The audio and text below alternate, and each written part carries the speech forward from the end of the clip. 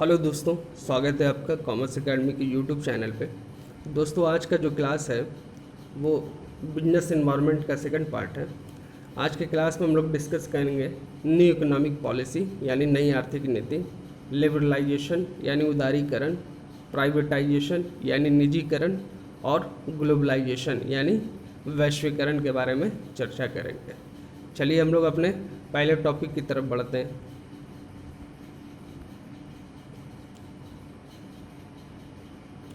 हमारा जो पहला टॉपिक है आज का वो है न्यू इकोनॉमिक पॉलिसी यानी नई आर्थिक नीति। आइए इसके बारे में पढ़ते हैं। New economic policy was declared in India in July 1991 for economical improvement. नई जो आर्थिक नीति है, जो न्यू इकोनॉमिक पॉलिसी है, उसको भारत में लागू कब किया गया था? जुलाई 1991 में। ठीक है, उसका उद्देश्य क्या था? इकोनॉमिकल इम्प्रूवमेंट यानी आर्थिक सुधार करना। इससे पहले भारत जो है इकोनॉमिकल प्रॉब्लम से जूझ रहा था। ठीक है, इन सबको देखते हुए सन 1991 जुलाई में न्यू इकोनॉमिक पॉलिसी को लागू किया। और इस इकोनॉमिक पॉलिसी से क्या हुआ कि जो भारत का औद्योगिक क्षेत्र था, जो भारत का व्यावसायिक क्षेत्र था, उसमें क्या हो गया? इम्प्रूवमेंट हुआ। ठीक है, तो याद रहे कि न्यू इकोनॉमिक पॉलिसी लागू कब हुआ है? जुलाई 1991 में। ठीक है, अब इसका उद्देश्य क्या था? इंडिया में इकोनॉमिकल इम्प्रूवमेंट करना यानी आर्थिक रूप से भारत को सुधारना। ठीक है, आइए हम लोग बारी बारी ऑब्जेक्ट के बारे में डिस्कस करते हैं इसके। ठीक है, कि न्यू इकोनॉमिक पॉलिसी का उद्देश्य क्या था? ठीक है, इसके अंतर्गत क्या क्या किया गया? सबसे पहले adoption of liberalization in place of limited economy यानी लिबरलाइजेशन को जो है ना अपनाया गया। ठीक है, सीमित अर्थव्यवस्था के स्थान पे। ठीक है, लिबरलाइजेशन के अंतर्गत क्या किया गया कि जितने भी व्यवसाय और उद्योग थे, ठीक है, उनके ऊपर जो भी बाधाएं थी उसको क्या किया गया? ख़त्म किया गया। ठीक है, फिर उसके बाद प्राइवेट सेक्टर को बढ़ावा दिया गया। इंक्रीमेंट ऑफ प्राइवेट सेक्टर यानी निजी क्षेत्रों को क्या किया गया? बढ़ावा दिया गया। साथ ही साथ जो है ग्लोबलाइजेशन यानी वैश्वीकरण का काम किया गया। ठीक है, यानी देश के व्यवसाय और उद्योग को आयात और निर्यात की छूट दी गई। ठीक है, और उनको सीमा के उस पार भी व्यवसाय करने की अनुमति दी गई। साथ ही साथ जो है adoption of modern technology in production field. ठीक है, प्रोडक्शन फील्ड में मॉडर्न टेक्नोलॉजी यानी आधुनिक प्रौद्योगिकी को अपनाया गया। ठीक है, फिर उसके बाद जो है motivation of foreign direct investment. ठीक है, फॉरेन डायरेक्ट इन्वेस्टमेंट को जो है बढ़ावा दिया गया, प्रोत्साहित किया गया कि बाहर से जो है इन्वेस्टर्स आएँ हमारे देश में और इन्वेस्ट करें बिजनेस और इंडस्ट्री फील्ड में। ठीक है, फिर उसके बाद जो है effective controlling on fiscal loss, जो भी फिस्कल लॉस थे, ठीक है, यानी राजकोषीय घाटा थे, ठीक है, उस पर क्या किया गया? प्रभावपूर्ण तरीके से नियंत्रण किया गया। ठीक है, motivation of modernization in agriculture. ठीक है, एग्रीकल्चर में क्या किया गया? ठीक है, नए तरीके से एग्रीकल्चर को करने के लिए क्या किया गया? प्रोत्साहित किया गया। ठीक है, freedom in capital market for investor. ठीक है, जो भी इन्वेस्टर्स थे, ठीक है, उनको कैपिटल मार्केट में क्या दी गई? स्वतंत्रता दी गई, फ्रीडम दी गई कि वो इन्वेस्टर जो है फ्रीडम होकर कैपिटल मार्केट में इन्वेस्ट कर सके। ठीक है, ग्लोबलाइजेशन ऑफ इकोनॉमी, जो अर्थव्यवस्था था उसका क्या किया गया? वैश्वीकरण किया गया। ठीक है, साथ ही साथ जो है change in trade policy, monetary policy and revenue policy. ठीक है, व्यापार नीति, मौद्रिक नीति और राजस्व नीति में क्या किया गया? परिवर्तन किया गया। ठीक है, तो ये जो है क्या थे? ठीक है, न्यू इकोनॉमिक पॉलिसी के उद्देश्य थे। इनके अंतर्गत न्यू इकोनॉमिक पॉलिसी के अंतर्गत ये सारी क्रियाओं को किया गया। ठीक है, अब हम लोग चलते हैं अपने अगले पॉइंट की तरफ। अगला जो टॉपिक है हमारा, ठीक है, अगले टॉपिक में हम लोग बात करेंगे futures of new economic policy के बारे में। ठीक है, यानी नई आर्थिक नीति की विशेषताएं क्या हैं? ठीक है, मेन फीचर्स क्या हैं? ठीक है, न्यू इकोनॉमिक पॉलिसी के जो फीचर्स हैं, ठीक है, वो 3 हैं। क्या क्या है? सबसे पहला है लिबरलाइजेशन, दूसरा है प्राइवेटाइजेशन और चौथा तीसरा है ग्लोबलाइजेशन। सबसे पहले हम लोग डिस्कस करते हैं लिबरलाइजेशन के बारे में, ठीक है। लिबरलाइजेशन को हिंदी में कहते हैं उदारीकरण, ठीक है। अब ये उदारीकरण होता क्या है, हम लोग इसके बारे में पढ़ते हैं, फिर इसके बाद मैं आपको एक्सप्लेन करता हूँ। Liberalization means the minimization of unfair practices on trade and industry so as to eliminate unnecessary restriction, ठीक है। उदारीकरण से आशय व्यवसाय और उद्योग पर लगे प्रतिबंधों को कम करना ताकि अनावश्यक प्रतिबंधों को खत्म किया जा सके, ठीक है। लिबरलाइजेशन का मतलब क्या है कि जो भी व्यवसाय और उद्योग है उस पर जो भी प्रतिबंध लगे यानी उस पर जो भी रिस्ट्रिक्शन है उसको क्या करना है, मिनिमाइज करना है, ठीक है। मिनिमाइज करना है। मिनिमाइज करने से क्या होगा कि वो व्यवसाय और उद्योग जो है यानी ट्रेड एंड इंडस्ट्री क्या है, ठीक है, उनके ऊपर से जब अननेसेसरी रिस्ट्रिक्शन खत्म होगा तो क्या होगा, वो फ्रीडम होकर यानी स्वतंत्र रूप से काम कर सकेंगे, ठीक है। Through liberalization efforts are made to create an economic climate in the country so that industry and business of the country grow in an independent form and do not face any abstractness in their functioning, ठीक है। अब देखिए यहाँ पे उदारीकरण के द्वारा क्या होता है कि देश में ऐसा आर्थिक वातावरण स्थापित किया जाता है, ठीक है, जिससे देश के व्यवसाय उद्योग स्वतंत्र रूप में विकसित हो सके, ठीक है, और उन्हें काम करने को किसी प्रकार की बाधाओं का सामना नहीं करना पड़े, ठीक है। तो लिबरलाइजेशन का जो उद्देश्य था वो क्या था, लिबरलाइजेशन का मतलब क्या होता है कि एक राष्ट्र में जो भी ट्रेड या इंडस्ट्री है यानी व्यवसाय या उद्योग है, ठीक है, उनके ऊपर से सारे रिस्ट्रिक्शन को ख़त्म कर दिया जाए, ठीक है, ताकि वो क्या करें, ट्रेड या इंडस्ट्री क्या करें, ग्रो करें, बढ़े, उनका डेवलपमेंट हो, ठीक है। और वो डेवलपमेंट तभी उनका हो सकेगा जब वो फ्रीडम होकर काम कर सकेंगे, ठीक है। तो लिबरलाइजेशन का मतलब क्या होता है कि जो भी व्यवसाय उद्योग है उनके ऊपर सारे प्रतिबंधों को ख़त्म करना ताकि वो स्वतंत्र होकर काम कर सके, ठीक है, और उनका खुद का विकास हो और किसी भी राष्ट्र के विकास में अपनी योगदान दे सकें, ठीक है। तो कोई भी राष्ट्र तभी विकसित हो सकता है जब वहाँ का ट्रेड और इंडस्ट्री का लेवल जो है क्या होगा, हाई होगा, ठीक है। चलिए अब हम लोग आगे बढ़ते हैं। अब हम लोग बात करेंगे impact of liberalization on business and industry, ठीक है। अब देखिए यहाँ पे जब लिबरलाइजेशन को 1991 में लागू किया गया, ठीक है, तो उसका जो है बिजनेस एंड इंडस्ट्री पे क्या प्रभाव पड़ा, हम लोग इसके बारे में डिस्कस करेंगे। सबसे पहले abolition of industrial licensing and registration. सबसे पहला इम्पैक्ट क्या हुआ लिबरलाइजेशन का कि औद्योगिक लाइसेंसिंग और पंजीकरण को समाप्त कर दिया गया, यानी जितने भी व्यवसाय या उद्योग थे, ठीक है, उनके ऊपर से जितने भी इंडस्ट्रियल लाइसेंसिंग का जो रूल था कि हर इंडस्ट्री को क्या करना पड़ेगा, लाइसेंस लेना पड़ेगा या उनको रजिस्ट्रेशन कराना पड़ेगा, ठीक है। तो इस रिस्ट्रिक्शन से क्या कर दिया गया, उसको मुक्त कर दिया गया, ठीक है, कि सारे जो है इंडस्ट्री को लाइसेंसिंग या रजिस्ट्रेशन की ज़रूरत नहीं है, ठीक है। अब यहाँ पे टोटल जो है 6 ऐसे उद्योग को रखा गया जिसके लिए क्या बोलते हैं, लाइसेंसिंग और रजिस्ट्रेशन की ज़रूरत पड़ गई। सबसे पहला क्या था, रक्षा उपकरण, शराब, सिगरेट, औद्योगिक विस्फोट, खतरनाक रसायन और औषधियाँ, ठीक है ना। ये कुछ ऐसे प्रोडक्ट थे जिसमें क्या था, ज़रूरी था कि आप लाइसेंसिंग रखना है, अदरवाइज, ठीक है, बाकी सारे इंडस्ट्री को लाइसेंस से मुक्त कर दिया गया। दूसरा क्या था, increase in the investment limit of small industry, ठीक है। अब जो स्मॉल इंडस्ट्री हैं, ठीक है, उनके इन्वेस्टमेंट को क्या कर दिया गया, बढ़ा दिया गया, ठीक है।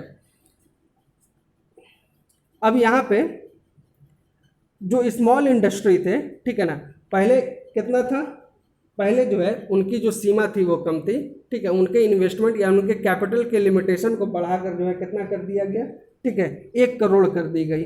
ठीक है, और जो अति लघु उद्योग हैं, यानी बहुत छोटे स्तर के जो भी इंडस्ट्री हैं, ठीक है, उनके लिए 25 लाख रुपए कर दिया गया।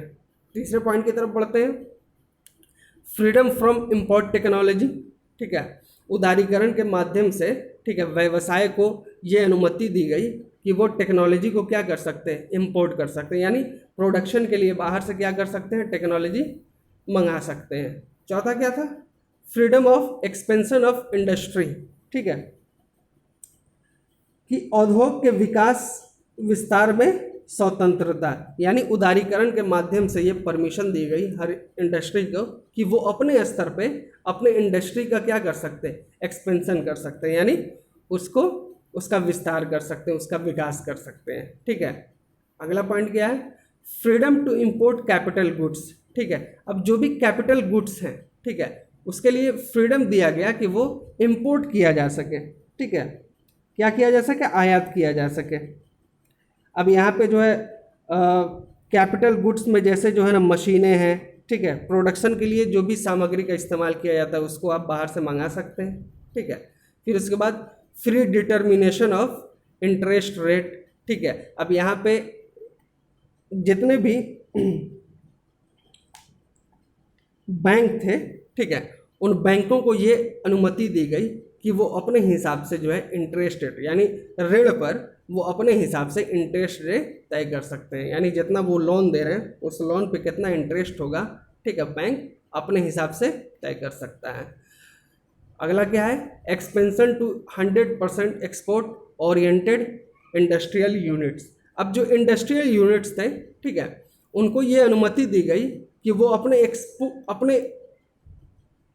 अपना जो भी प्रोडक्शन कर रहे हैं वो अपने प्रोडक्शन का 100% क्या कर सकते हैं, एक्सपोर्ट कर सकते हैं, यानी उसका आयात कर सकते हैं। ठीक है, तो ये उदारीकरण से कुछ इम्पैक्ट पड़े हमारे बिजनेस और इंडस्ट्री पे। ठीक है, चलिए अगले पॉइंट की तरफ बढ़ते हैं। अब हम लोग बात करेंगे प्राइवेटाइजेशन। ठीक है, हिंदी में जिसको बोलते हैं निजीकरण। निजीकरण होता क्या है, देखते हैं इसके बारे में। Privatization refers to transfer such industrial units to private sector which had so far been on and control by government. ठीक है, यानी निजीकरण से ऐसे औद्योगिक इकाइयों से है, ऐसे औद्योगिक इकाइयों को निजी क्षेत्र में हस्तांतरित करने से है जो अभी तक किसके कंट्रोलिंग में थे, सरकार के कंट्रोलिंग में थे। यानी प्राइवेटाइजेशन का मतलब क्या होता है कि उन सारे इंडस्ट्रियल यूनिट्स या उन सारे ट्रेड यूनिट्स, ठीक है, जो अभी तक गवर्नमेंट के कंट्रोलिंग में थे, ठीक है, उनको क्या करना है, प्राइवेट सेक्टर में क्या कर देना है, ट्रांसफ़र कर देना। उसी को क्या बोलते हैं, प्राइवेटाइजेशन कहा जाता है। ठीक है, यानी जिस इंडस्ट्री के ऊपर पहले गवर्नमेंट का कंट्रोल था, फिर बाद में उस कंट्रोलिंग को ख़त्म करके किसके अंदर दे दिया गया, एक प्राइवेट सेक्टर के अंदर दे दिया गया। उसी को क्या बोलते हैं, प्राइवेटाइजेशन कहा जाता है।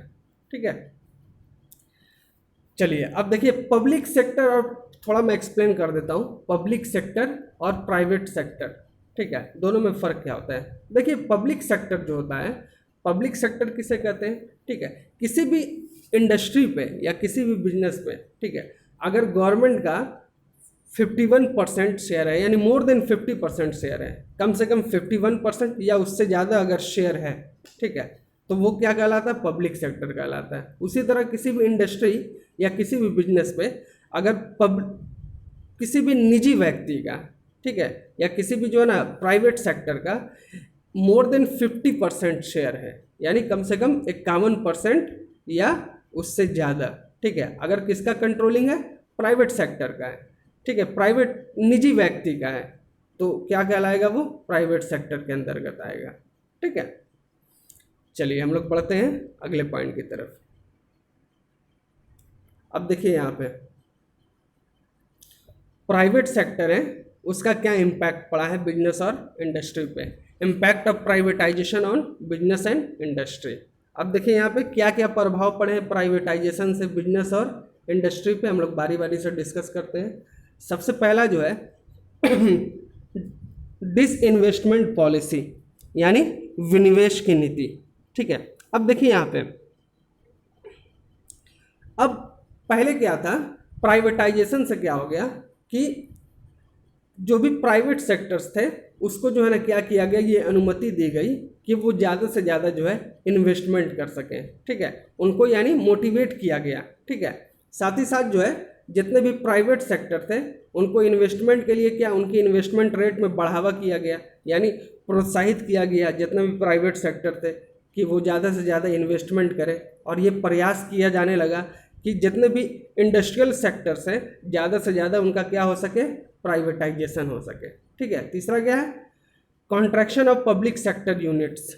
ठीक है, यानी सार्वजनिक क्षेत्र के उपक्रम को संकुचित होना। अब यहाँ पे प्राइवेटाइजेशन के माध्यम से ये प्रयास किया जाने लगा कि जो भी पब्लिक सेक्टर है उनको क्या किया जाए, कम किया जाए, और पब्लिक सेक्टर के मुकाबले प्राइवेट सेक्टर को बढ़ावा दिया जाए। क्योंकि अब होता क्या था कि जितने भी इंडस्ट्रियल यूनिट थे जो भी गवर्नमेंट के अंडर में थे, यानी पब्लिक सेक्टर के अंडर में थे, ठीक है, उनके अंदर वो इफ़िशियंसी नहीं थी, वो बहुत अच्छी तरीके से चलाए नहीं जा रहे थे। ठीक है, जिससे जो है जितना एक्सपेक्टेशन था प्रॉफिट का, ठीक है, या जितना प्रोडक्शन होना चाहिए था उतना हो नहीं पा रहा था। इस वजह से प्राइवेटाइजेशन के अंदर ये प्रयास किया गया कि पब्लिक सेक्टर को ज़्यादा से ज़्यादा जो है प्राइवेट सेक्टर में कन्वर्ट कर दिया जाए। चौथा क्या है, incentive to development and expansion to private sector industry, यानी निजी क्षेत्र के उद्योग के विकास एवं विस्तार को प्रोत्साहन करना। ठीक है, अब प्राइवेटाइजेशन का ये इंटेंशन क्या था कि ज़्यादा से ज़्यादा जो है प्राइवेट सेक्टर जो इंडस्ट्री हैं उनको क्या किया जाए, उनका डेवलपमेंट हो और उनका एक्सपेंशन हो, यानी उनका विकास और विस्तार हो। ठीक है, इसके लिए क्या किया जाना, उनको प्रोत्साहित किया जाना। ठीक है, हर तरीके से उनकी मदद की जाए ताकि ज़्यादा से ज़्यादा जो है प्राइवेट सेक्टर वो आगे आए। ठीक है, पांचवा क्या है, conversion of loans into share not necessary. अब देखिए यहाँ पे जो भी लोन है उन लोन को शेयर में कन्वर्ट करना नेसेसरी नहीं बताया गया। ठीक है, अब जैसे क्या होता है कि अगर किसी कंपनी के ऊपर जो है सपोज लोन है, ठीक है, उसने लोन लिया गया है, तो उसको इस बाउंडेशन से मुक्त कर दिया गया कि अगर वो अपने लोन के भुगतान में उसके लिए ज़रूरी है कि वो क्या करे, अपने लोन को शेयर में कन्वर्ट कर दे। ठीक है ना, सपोज जो है ए लिमिटेड ने बी लिमिटेड से जो है ना लोन लिया है। ठीक है, अब यहाँ पे ए लिमिटेड के लिए यही जरूरी नहीं है कि वो अपने लोन के भुगतान करने के लिए बाध्य हो कि वो अपने शेयर को बी लिमिटेड के नाम से इशू कर दे। ठीक है, चलिए हम लोग अगले पॉइंट की तरफ बढ़ते हैं।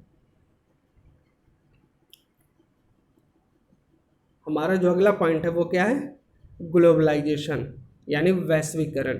ठीक है, अब देखिए यहाँ पे ग्लोबलाइजेशन होता है क्या, integration of economy along with rest of the world is called globalization। ठीक है, integration of economy along with rest of the world is called globalization, यानी अर्थव्यवस्था का शेष विश्व के साथ एकीकरण करना वैश्वीकरण कहलाता है। यानी एक राष्ट्र का दूसरे राष्ट्र में जाकर व्यवसाय करना। ठीक है, यानी एक राष्ट्र का दूसरे राष्ट्र में जाकर क्या करना, व्यवसाय करना, आयात निर्यात करना। ठीक है, और अपना जो अर्थव्यवस्था है, अपनी जो इकोनॉमी है, ठीक है, पूरे विश्व के साथ जो है क्या करना, उसका एकीकरण करना। ठीक है, वही क्या कहलाता है, ग्लोबलाइजेशन कहलाता है।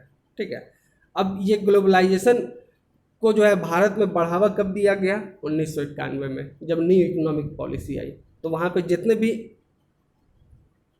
इंडस्ट्री थे या व्यवसाय थे उनको ये अनुमति दी गई कि वो ज़्यादा से ज़्यादा इंपोर्ट और एक्सपोर्ट पे छूट दी गई, और उनको ये परमिशन दिया गया कि वो अपने तरह से इंपोर्ट और एक्सपोर्ट कर सकते हैं, और जो इंडियन इकोनॉमी है उसका ग्लोबलाइजेशन कर सकते हैं। ठीक है, अब देखिए यहाँ पे impact of globalization on business and industry. अब देखिए ग्लोबलाइजेशन से जब वैश्वीकरण हुआ तो उससे बिजनेस और इंडस्ट्री पे क्या इम्पैक्ट पड़ा, क्या प्रभाव पड़ा। सबसे पहला पॉइंट है ग्लोबलाइजेशन ऑफ बिजनेस। ठीक है, सबसे पहले क्या हुआ कि जितने भी बिजनेस थे उनका ग्लोबलाइजेशन हो गया। ठीक है, कैसे हुआ, तो अब जो है भारत में जो भी इंडस्ट्रियां थी, जो भी प्रोडक्शन हो रहे थे, ठीक है, वो क्या कर सकते थे कि अपने जो है प्रोडक्ट को किसी दूसरी कंट्री में जाकर सेल कर सकते थे। अब प्रोडक्शन के लिए क्या कर सकते थे, वहाँ से रॉ मटेरियल मंगा सकते थे, ठीक है ना, वहाँ से जो है नई टेक्नोलॉजी मंगा सकते थे। तो इससे क्या हो गया, ठीक है, कि इंपोर्ट और एक्सपोर्ट दोनों में क्या हुआ, बढ़ावा हो गया, ठीक है। तो जो व्यवसाय था उसका क्या हो गया, ग्लोबलाइजेशन हो गया, यानी जो बाउंडेशन थी, जो सरहद थी, वो व्यवसाय क्रॉस करके दूसरी कंट्री में चली गई और वहाँ जाकर अपने बिजनेस को फैला लिया, ठीक है।